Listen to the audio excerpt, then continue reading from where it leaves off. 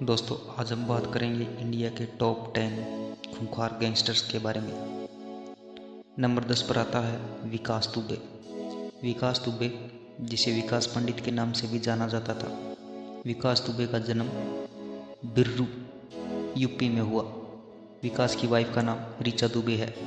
विकास दुबे पर आपराधिक मुकदमे हत्या, डकैती, अपहरण, अवैध भूमि अधिग्रहण, आपराधिक धमकी के थे। विकास दुबे ने अपनी युवावस्था में ही अपना गिरोह बना लिया था। इसके खिलाफ 1990 में पहला केस दर्ज हुआ जो हत्या का था। दुबे की मौत 10 जुलाई 2020 में एनकाउंटर में हो गई। अब नंबर 9 पर आता है मुन्ना जिंगाड़ा। छोटा राजन का कत्ल करवाने के लिए दाऊद इब्राहिम ने मुन्ना जिंगाड़ा को सुपारी दी। जिंगाड़ा ने सितंबर 2000 में बैंकॉक के एक फ्लैट में अंधाधुंध गोलियां चलाई, जिसमें छोटा राजन बुरी तरह घायल हो गया। यहाँ तक की कहानी सब जानते हैं, लेकिन आगे ऐसा हुआ जिसे जानकर आप सब दंग रह जाएंगे। मुंबई पुलिस के वरिष्ठ अधिकारी ने बताया कि डी कंपनी ने उस दिन जिंगाड़ा की भी सुपारी दे दी थी। प्लान था कि जैसे जिंगाड़ा राजन को मारेगा, उसी समय दाऊद का गुर्गा मुन्ना को मार देगा। लेकिन बैंकॉक पुलिस ने तुरंत जिंगाड़ा को गिरफ्तार कर लिया और उसका प्लान फेल हो गया।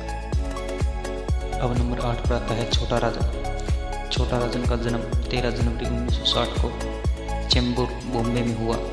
छोटा राजन का असली नाम राजेंद्र सदाशिव निकालजे था। छोटा राजन की पत्नी का नाम सुजाता निकालजे था। छोटा राजन के 3 बच्चे भी हैं। राजन ने अपनी जुर्म की दुनिया की शुरुआत सहकार सिनेमा में सिनेमा टिकटों की काली बाजारी से की थी। पुलिस कांस्टेबलों पर हमला करने के आरोप में उसे जेल हुई थी। जेल से छूटने के बाद वह 1982 में बड़ा राजन गिरोह में शामिल हो गया। बड़ा राजन की गोली मारकर हत्या करने के बाद गिरोह का सारा कार्यभार उसने संभाल लिया और दाऊद इब्राहिम के लिए काम करने लगा। 27 साल की फरारी के बाद 2015 में उसे गिरफ्तार कर लिया गया। 7वें नंबर पर आते हैं संतोष सेठी। 90 के दशक में छोटा राजन और दाऊद इब्राहिम के लिए काम करने के लिए उनमें से एक नाम डॉन संतोष सेठी का भी था।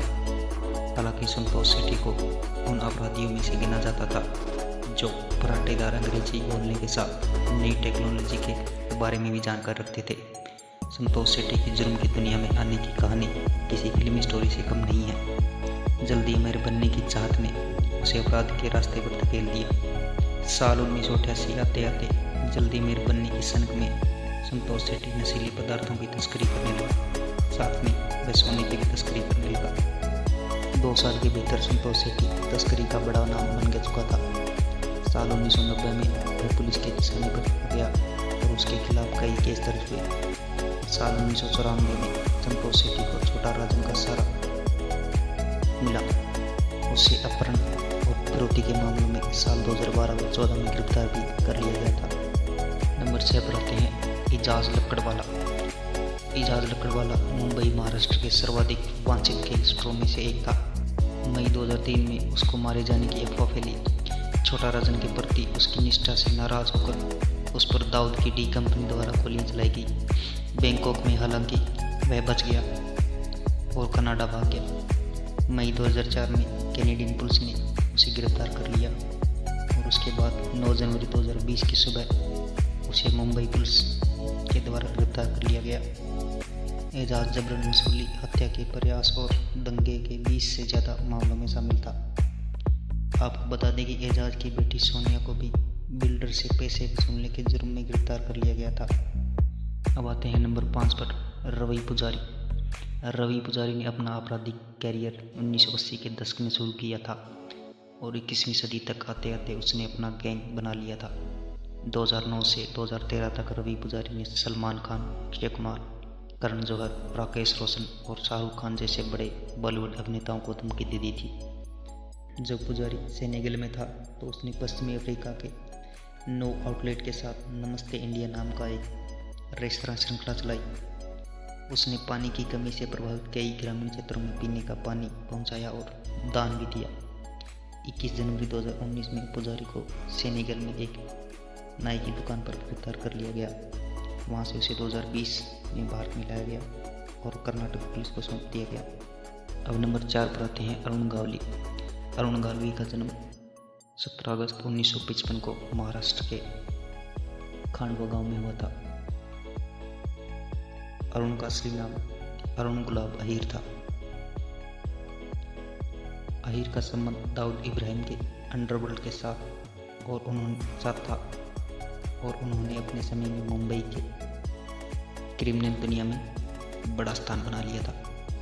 गावली के खिलाफ अनेकों जुर्म और मुकदमे दर्ज हुए। गावली का नाम अंडरवर्ल्ड के सबसे शक्तिशाली लोगों में गिना जाता है। 2004 में उन्होंने राजनीति में कदम रखा और महाराष्ट्र विधानसभा के सदस्य चुने गए। फिर 2008 में उनको अपने भाई के कत्ल के जुर्म में उम्र कैद सुनाई गई। अब नंबर 3 पर आता है नाम अब्बू सलीम का। अब्बू सलीम एक मशहूर अंडरवर्ल्ड डॉन था। उसका असली नाम अब्दुल सलीम इस्लाम था। को दाऊद के साथियों में से एक माना जाता था। इसके खिलाफ कई मुकदमे, दबंगई, हत्या और अन्य अपराध शामिल थे। इसकी एक प्रमुख घटना 1993 में सामने आई, जब मुंबई ब्लास्ट में इसका नाम सामने आया और इसको गिरफ्तार कर लिया गया और कई वर्षों तक जेल में रखा।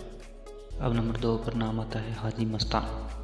हाजी मस्तान, इसका असली नाम मस्तान मिर्जा था। मुंबई के डोंगरी में 1926 में हाजी का जन्म हुआ। हाजी ने 20वीं सदी में मुंबई के अंडरवर्ल्ड में अपना खास नाम बना लिया था। मस्तान मिर्जा ने पहले धंधे की शुरुआत बीड़ी बेचकर की थी, लेकिन बाद में हाजी का ध्यान स्मगलिंग की तरफ गया। उनका नाम दान, धर्म और सोशल वर्क के लिए भी जाना जाता है। उनकी कहानी और उनके धंधे मुंबई के अंडरवर्ल्ड की कई फिल्मों और किताबों में दिखाई गई हैं। अब आखिरी और सबसे खतरनाक मास्टरमाइंड का नाम आता है, जो दाऊद इब्राहिम है। दोस्तों, इसको कौन नहीं जानता। दाऊद इब्राहिम का जन्म 25 दिसंबर 1955 को भारत के महाराष्ट्र के खेड़े में एक कोंकणी मुस्लिम परिवार में हुआ। दाऊद ने किशोरावस्था से ही धोखाधड़ी, चोरी और डकैती करना शुरू कर दिया था और उसके बाद दाऊद वासुदादा के गिरोह में शामिल हो गया। 1970 में उसने अपना एक अलग गिरोह बना लिया था। दाऊद को 1993 के मुंबई हमलों का मास्टरमाइंड भी माना जाता है। उसके बाद वह दुबई भाग गया और वहाँ पर आज तक रहता है। दाऊद आज तक भी वहीं से अपना सारा सिस्टम चला रहा है। दोस्तों, यह जानकारी आपको अच्छी लगी तो चैनल को सब्सक्राइब करें और लाइक करें।